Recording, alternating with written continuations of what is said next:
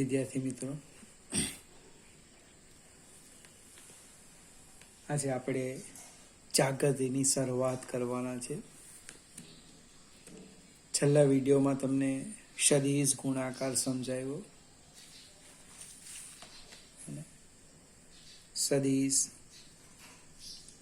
એ cross સદિશ બી, એ બી sine theta એકમ સદિશ એન, અને અદિશ ગુણાકાર હતો સદિશ એ ડોટ સદિશ બી બરાબર એ બી કોસ થીટા.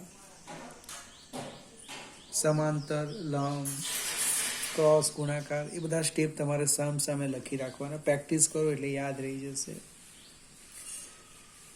હવે ચાર ગતિની આપણે શરૂઆત કરીએ. પહેલો જ એક શબ્દ છે કોણીય સ્થાન.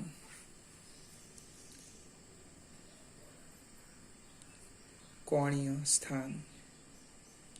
રેખીય સ્થાન માટે કોઈ સ્મોલ ડી લખે, એક્સ લખે, વાય લખે, ઝેડ લખે, આર લખે, એલ લખે, અને ઘણી બધી સંજ્ઞાઓ છે. કોણીય સ્થાનની સંજ્ઞા છે થીટા.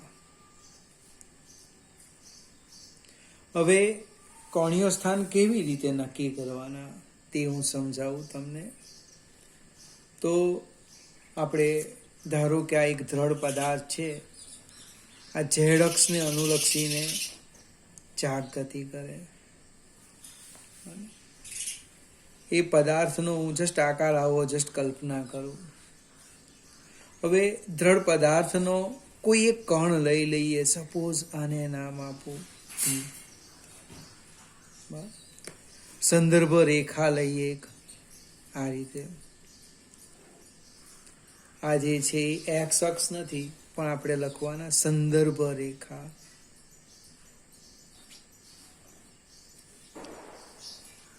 હવે દ્રઢ પદાર્થનો કોઈ પણ કણ, ધારો કે કણ પી, હવે એ વર્તુળ માર્ગ પર ગતિ કરે. એનું કેન્દ્ર ધારો કે અહીંયા છે.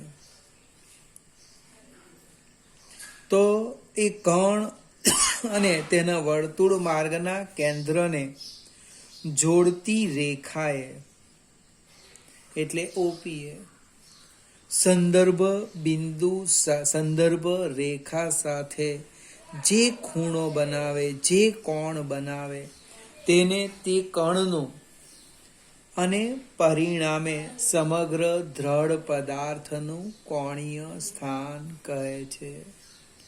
ફરીથી, દ્રઢ પદાર્થનો કોઈ પણ કણ ધારી લીધું, ધારો કે પી, અને તેના વર્તુળ માર્ગના કેન્દ્રને જોડતી રેખાએ સંદર્ભ રેખા સાથે બનાવેલ આંતરેલ કોણને તે કણનું અને સમગ્ર દ્રઢ પદાર્થનું કોણીય સ્થાન કહે છે. ફરીથી એકને એક વાત સમજાવું. દ્રઢ પદાર્થનું જેમ રેખીય પદાર્થમાં સ્થાન, વેગ, પ્રવેગ, તેમ અહીંયા કોણીય સ્થાન, કોણીય સ્થાનાંતર, કોણીય વેગ બને એ દરેક કણ માટે કેવા આવવાના? સરખા જ આવવાના છે. એટલે એ એની લાક્ષણિકતા છે, એની મદદથી આપણે સમજવાના. એમાં પહેલી વ્યાખ્યા સમજાવી કોણીય સ્થાન. ધારો કે ટી સમયે કણ પી પાસે છે. એ જ કણ ટી પ્લસ ડેલ્ટા ટી સમયે ક્યાં ગયો? આમ વર્તુળાકાર માર્ગ પર એ ગતિ કરતો છે. તો કે અહીંયા પી ડેશ પર આવી ગયો. બને તો આને આમ જોડી દેવું.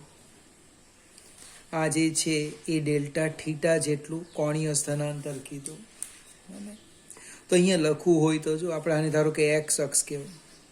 તો ટી સમયે, ટી સેકન્ડે દ્રઢ પદાર્થનું કોણીય સ્થાન તો કે માપ ખૂણો POX બરાબર થીટા.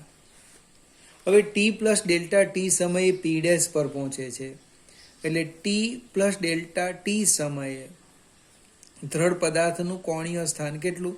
તો કે માપ ખૂણો પી ડેશ OX, એટલે કે થીટા પ્લસ ડેલ્ટા થીટા. ખ્યાલ આવે કે નહીં આવે? કોણીય સ્થાન એટલે કોણ અને એના કેન્દ્રને જોડતી રેખાએ સંદર્ભ રેખા સાથે બનાવેલ કોણ. કોણીય સ્થાનાંતર, કોણીય સ્થાનાંતર તો લખવાનું ભાઈ, કોણીય સ્થાનમાં થતા ફેરફારને કોણીય સ્થાનાંતર કહે છે. પહેલા કોણીય સ્થાનની વ્યાખ્યા આપી, પછી કોણીય સ્થાનાંતરની આપી. તો ડેલ્ટા ટી સમયમાં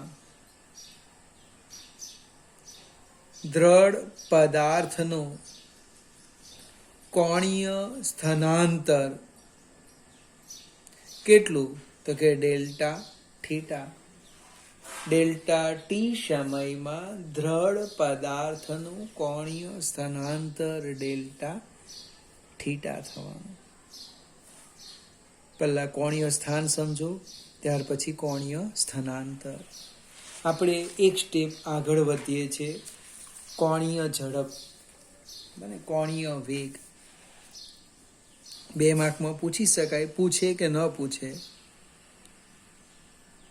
કોણીય ઝડપ આપણને આવડવું જોઈએ.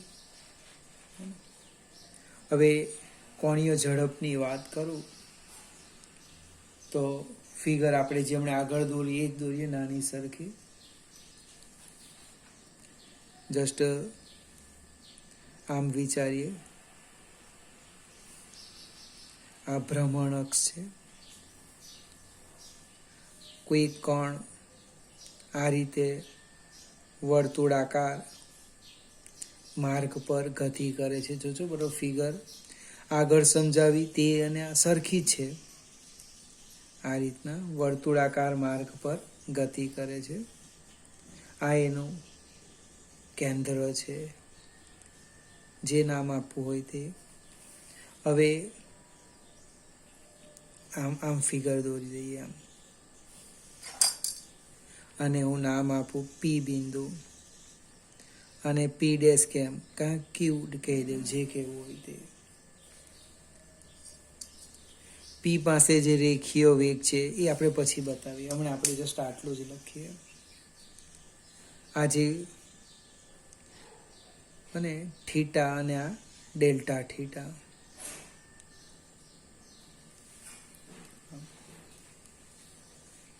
આ પી પાસે, ક્યુ પાસે. ચલો આપણે આ ત્રિજ્યા એની આર છે, આર.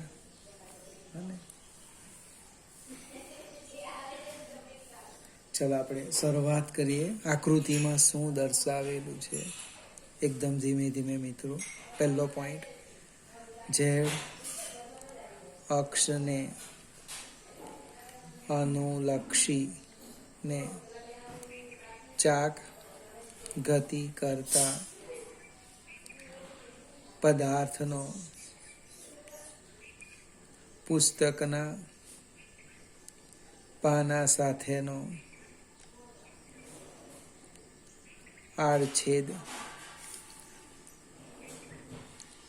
દર્શાવ્યો છે. ટી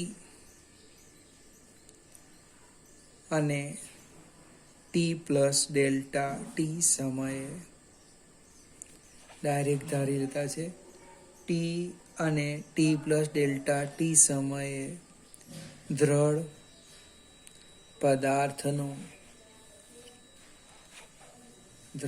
પદાર્થનું કોણીય સ્થાન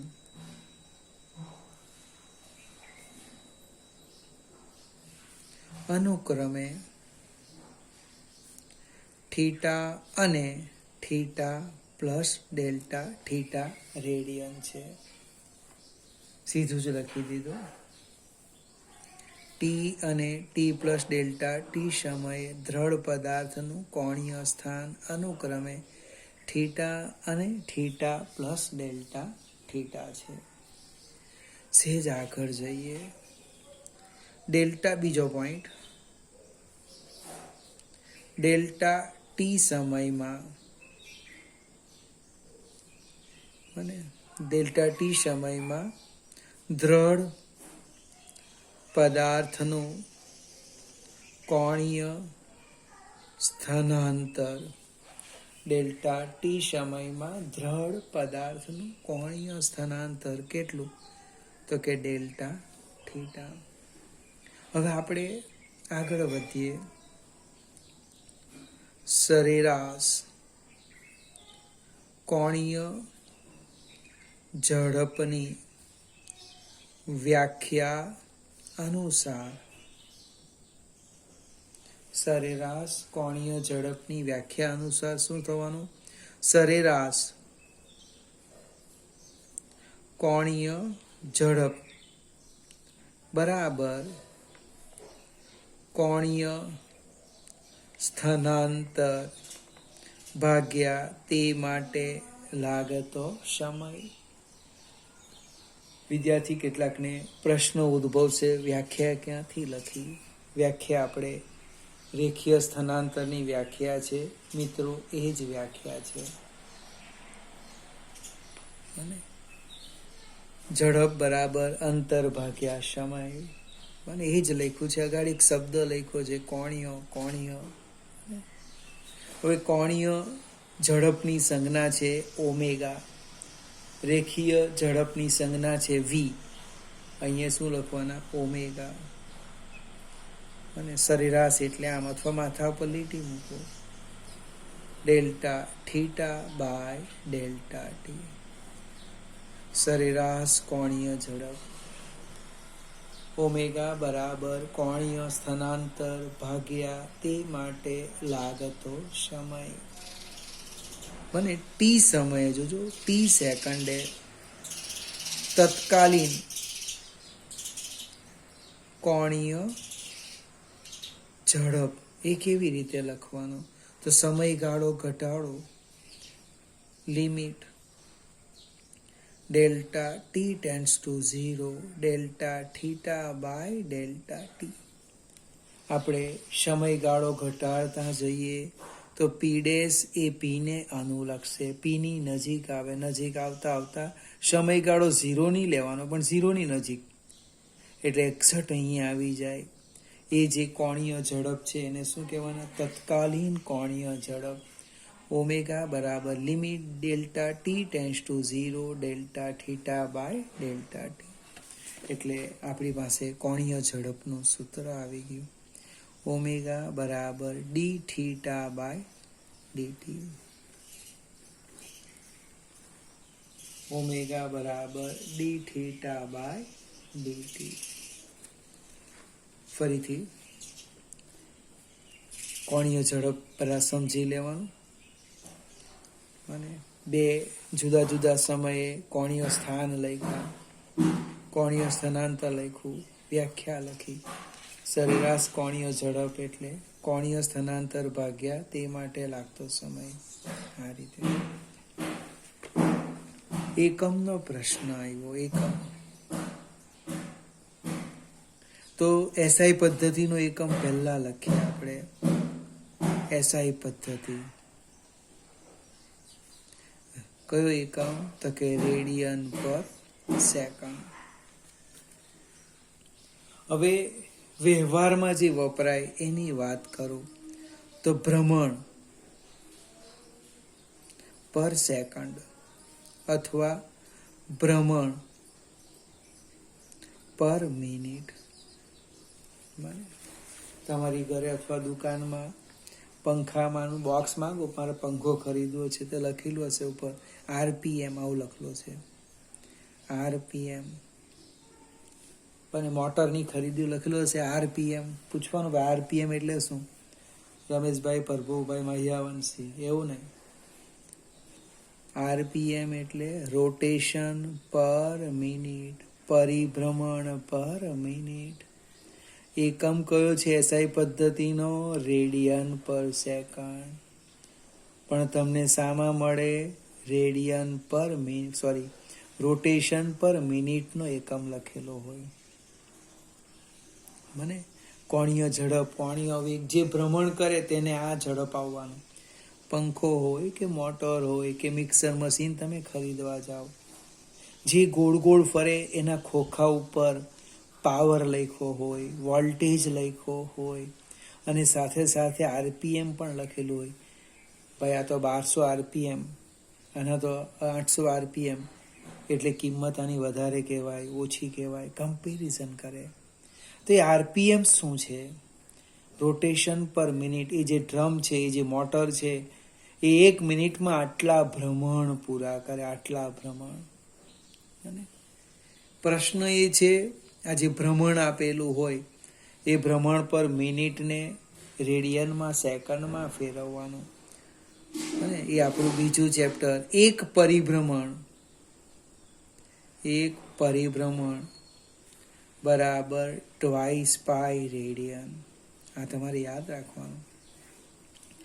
એક પરિભ્રમણ બરાબર ટ્વાઇસ પાઈ રેડિયન. અને 1 મિનિટ એટલે 60 સેકન્ડ, એ તો તમને આવડે છે. 1 મિનિટ બરાબર 60 સેકન્ડ. એટલે ભ્રમણ પર મિનિટને રેડિયન પર સેકન્ડમાં ફેરવવું હોય તો ટ્વાઇસ પાઈ બાય 60 વડે ગુણવાનું, અથવા પાઈ બાય 30 વડે ગુણવાનું. તો એ આપણો આ એકમ આવે ને તો જ એક્ઝામ્પલ ગણાય. ખ્યાલ આવશે ને? ફરીથી omega d theta by dt યાદ કરો ભાઈ. રેખીય વેગ વી બાજુમાં લખી દો. બને ડીએક્સ બાય ડીટી. જો સ્થાનનું સમયની સાપેક્ષે વિકલન, અહીંયા પણ એ જ છે. સ્થાનની જગ્યા શું લખ્યું? કોણીય સ્થાન. કોણીય સ્થાનનું સમયની સાપેક્ષે વિકલન કોણીય ઝડપનું મૂલ્ય આપે છે. હવે કોણીય વેગ, કોણીય વેગ એટલે કોણીય ઝડપને જો તમે સદિશ તરીકે લો તો તમને શું મળે? કોણીય વેગ. મને કોણીય ઝડપને સદિશ વડે દર્શાવવામાં આવે તો કોણીય વેગ મળે. પ્રશ્ન છે એની દિશા. મને પ્રશ્ન એ છે કે એની દિશા કેવી રીતે નક્કી કરવાના? તો દિશા માટે નિયમ છે જમણા હાથનો સ્ક્રૂનો નિયમ. પાછો પ્રશ્ન ઉદ્ભવશે કે ભૂતકાળમાં આવો નિયમ આવી ગયો છે. અને ભૂતકાળમાં એટલે અને આગલા વિડીયોમાં સદિશ ગુણાકારમાં ફરીથી પાછો આવ્યો જમણા હાથનો સ્ક્રૂનો નિયમ. ભાઈ સ્ક્રૂને એમ કે પકડો, એટલે પહેલો પ્રશ્ન કયા હાથમાં પકડો? જમણા હાથમાં પકડો. પાછો પ્રશ્ન ઉદ્ભવ, આમ પકડો, આમ પકડો, આમ પકડો, કઈ રીતે પકડું? તો સદિશ ગુણાકારમાં લખ્યું હતું એ અને બી થી રચાતા સમતલને લંબ પકડવાનું. તો અહીંયા કેવી રીતે પકડવાના? અહીંયા પરિભ્રમણ અક્ષને સમાંતર, પરિભ્રમણ અક્ષને સમાંતર જમણા હાથમાં સ્ક્રૂને પકડો. ધારો કે પાનાને લંબ પરિભ્રમણ અક્ષ છે, આ સ્ક્રૂ છે, તો આમ પકડવાનું, આ જમણો હાથ છે. પછી શું કરવાનું? પકડીને શું એને જોવાનું નહીં. તો હવે બીજું સ્ટેપ શું કરવાનું? એને ભ્રમણ કરાવવાનું. ભ્રમણ કઈ દિશામાં કરાવવાના? તો કે દ્રઢ પદાર્થ જે દિશામાં ફરે સમઘડી કે વિષમઘડી તે દિશામાં એને ભ્રમણ કરાવવું. સ્ક્રૂ જે દિશામાં આગળ વધે એ કોણીય વેગ ઓમેગાની દિશા. ફરીથી પરિભ્રમણ અક્ષને સમાંતર જમણા હાથમાં સ્ક્રૂને પકડો.